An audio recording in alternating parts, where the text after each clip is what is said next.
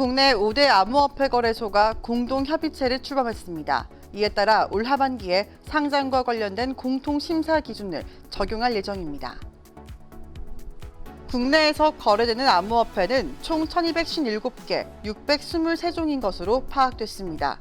이 중 단독 상장한 암호화폐는 403종으로 전체 암호화폐 중 약 65%를 차지합니다. 신한금융지주가 코빗에 대한 투자 검토를 잠정 중단했습니다. 투자를 중단한 이유로는 암호화폐에 대한 금융당국의 부정적인 입장이 영향을 끼친 것으로 풀이되고 있습니다. 루나 투자자들이 바이낸스 US가 테라에 대한 거짓 마케팅을 했다고 집단 소송을 제기했습니다. 이는 테라 사태와 관련해 미국에서 제기된 첫 소송입니다. 셀시우스가 파산 위기를 맞은 가운데 넥소가 셀시우스 인수재단을 준비한다고 밝혔습니다. 넥소는 셀시우스의 특정 자산 매입을 추진한다고 설명했습니다. 갈라게임즈와 유니티가 메타버스 게임 개발을 위해 $2,000만 규모의 계약을 체결했습니다. 이번 계약을 통해 양사는 각 부분의 전문 지식을 공유할 예정입니다.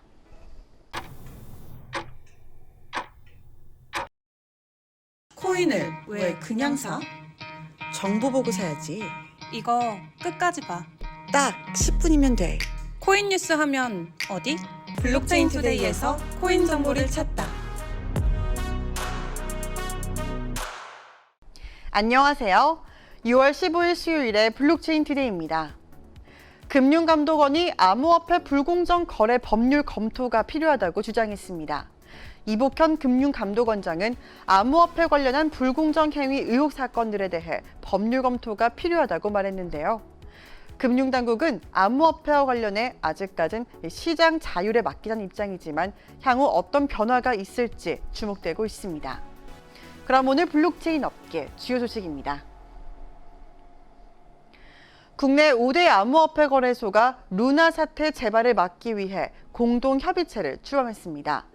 이에 따라 올 하반기에 상장과 관련된 공통 심사 기준을 적용한다고 하는데요. 지난달 초 루나와 테라 USD가 대폭락하는 사태가 발생했던 당시 국내 거래소들의 대응 방식이 제각각이어서 투자자들의 혼란을 가중했다는 비판에 따른 후속 조치입니다. 협의체에는 5개 거래소 최고 경영자와 관련 실무진이 참여하고 거래 지원과 시장 감시, 준법 감시 등 3개 부문으로 나눠서 세미나와 해외 사례 조사 등을 통해 각 부문에 대한 전문가의 의견을 수렴키로 했습니다. 금융위원회 산하 FIU가 국내에서 거래되는 암호화폐가 총 1257개, 623종인 것으로 파악했습니다. 이 중에 단독 상장한 암호화폐는 403종인데요. 전체 암호화폐 중 약 65%의 코인이 단독 상장한 겁니다.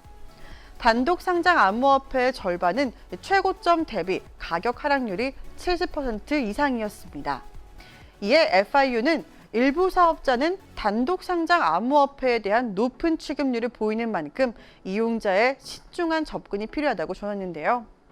또한 FIU는 암호화폐 사업자를 이용하고 있는 국내 총 이용자 수가 1,525만 명, 시장의 규모는 총 55조 2천억 원에 달한다고 진단했습니다. 이와 함께 원화로 암호화폐를 거래하는 원화마켓 사업자의 지배력이 높은 것으로 나타났는데요. 김소영 금융위 부위원장은 원화마켓 사업자부터 가능한 많은 사업자에 대한 현장 검사를 진행할 것이라고 설명했습니다. 신한금융지주가 국내 암호화폐 거래소 코빗에 대한 투자 검토를 잠정 중단키로 했습니다. 투자은행 업계에 따르면 신한금융지주는 코빗 투자 검토를 지난 4월에 중단한 것으로 알려졌는데요. 이와 관련해 신한금융지주 측은 추후 다시 논의할 수 있지만 당장 가까운 시일 내 검토를 재개하지 않을 것이라고 설명했습니다. 신한금융지주가 투자를 중단한 이유로는 암호화폐에 대한 금융당국의 부정적인 입장이 영향을 끼친 것으로 보이는데요.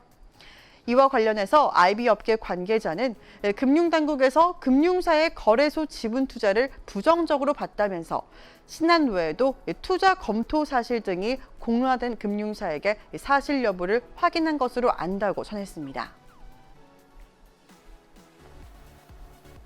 다단계 금융사기 논란을 불러일으킨 한국산 스테이블 코인 테라 USD 폭락 사태와 관련해서 투자자들이 바이낸스 US를 상대로 집단 소송을 제기했습니다.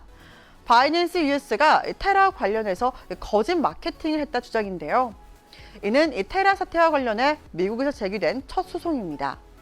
투자자들은 이 바이낸스 US가 USD를 실제보다 더 안정적인 코인으로 마케팅했다고 주장했습니다. 또한 바이낸스 US는 브로커 딜러 또는 거래소로 등록되지 않았음에도 불구하고 미등록 증권일 수 있는 USD를 상장함으로써 증권법을 위법했을 수 있다고 지적했습니다. 이에 대해 바이낸스 측은 미국 재무부 산하 금융범죄단속국에 사업자로 등록됐고 모든 규정을 준수했다고 주장했는데요. 또한 법적 대응에 나서겠다고 밝혔습니다. 암호화폐 대출 플랫폼 넥소가 셀시우스 인수 제한을 준비하고 있다고 밝혔습니다. 앞서 셀시우스는 네트워크가 극단적인 암호화폐 시장 상황으로 인해서 고객을 대상으로 한 모든 인출과 수합 그리고 이체를 중단한다고 밝혔는데요. 셀시우스가 인출과 전송 중단을 발표한 이후에 셀시우스 토큰은 1시간 만에 70% 이상 폭락하기도 했습니다. 이 가운데 넥소는 셀시우스 인수 제한을 준비하고 있다고 발표했는데요. 넥소 측은 탄탄한 유동성과 자본을 바탕으로 언제든 셀시우스의 담보대출 포트폴리오 등 남은 적격 자산을 인수할 수 있다면서 셀시우스 특정의 자산의 매입을 추진하고 있다고 밝혔습니다. 블록체인 게임 플랫폼 갈라게임즈가 메타버스 게임 복스버스 개발을 위해서 유니티와 함께 2천만 달러, 우리 돈 약 250억 원 규모의 엑셀러레이트 솔루션 서비스 계약을 체결했습니다. 이번 계약을 통해서 갈라게임즈와 유니티는 증강현실과 가상현실 그리고 혼합현실 등 각 부문의 전문 지식을 공유하고 유니티 임직원이 복스버스 개발에 전면 배치된다고 하는데요. 또한 유니티는 글로벌 실시간 3D 콘텐츠 플랫폼 기업으로 게임 엔진을 비롯해서 현재 다양한 산업에서 활용되고 있는 유니티 엔진과 또 각 산업군에 특화된 솔루션 서비스 등을 제공키로 했습니다. 최근 자사 블록체인 게임 생태계 확대에 박차를 가하고 있는 갈라게임즈 행보에 업계에 관심이 모이고 있습니다. 블록체인 이슈 앤 트렌드 초성 뉴스에서 이은주 아나운서가 전해드립니다.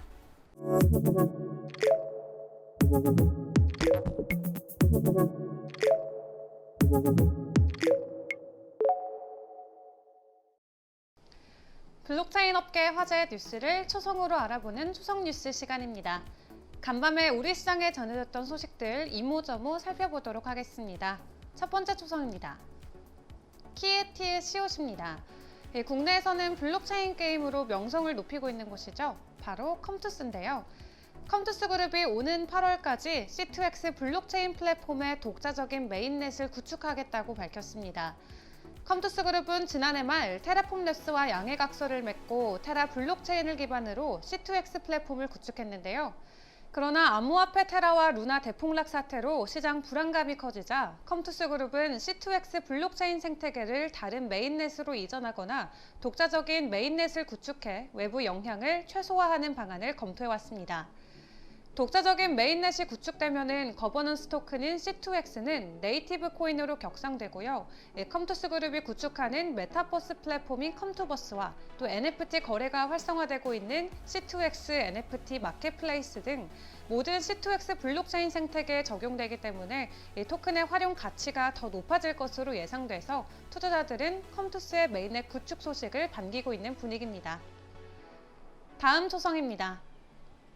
치읓 기역, 기역 지읒 비읍입니다.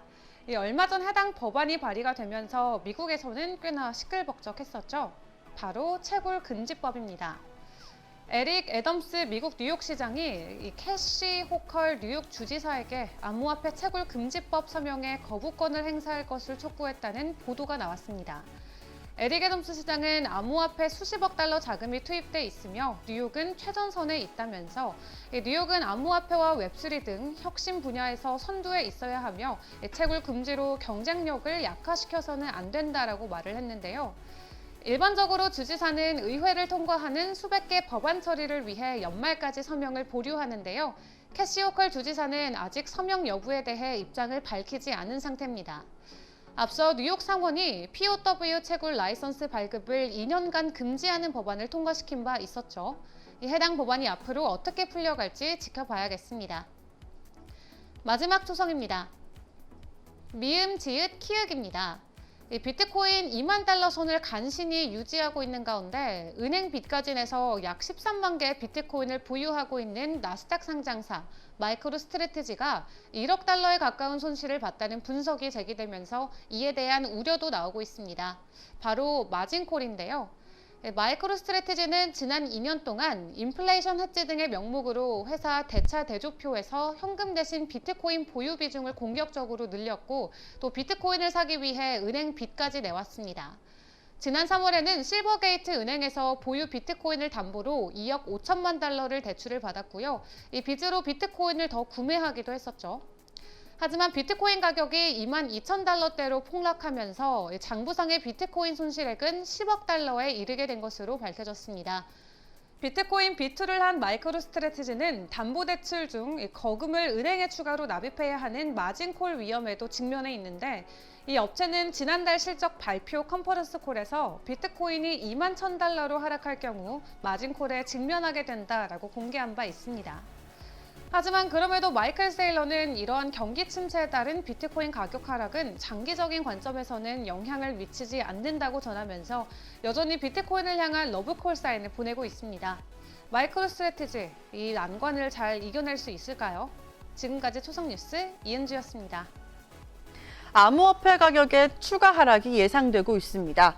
암호화폐 온체인 데이터 분석 업체 글래스노드는 현재 비트코인의 펀더멘털이 약화되고 있고 또 장기 보유자들은 상당한 손실을 보고 있다고 밝혔는데요. 또한 최근 비트코인의 가격 움직임이 2015년에서 2018년의 모습과 유사하다며 암호화폐가 더 큰 타격을 입을 수 있다고 설명했습니다. 더욱더 자세한 비트코인 전망 그리고 차트 분석은 정오의 블록체인 투데이 플러스 통해서 함께 알아보겠습니다. 그럼 소통의 시간에 만나요. 안녕!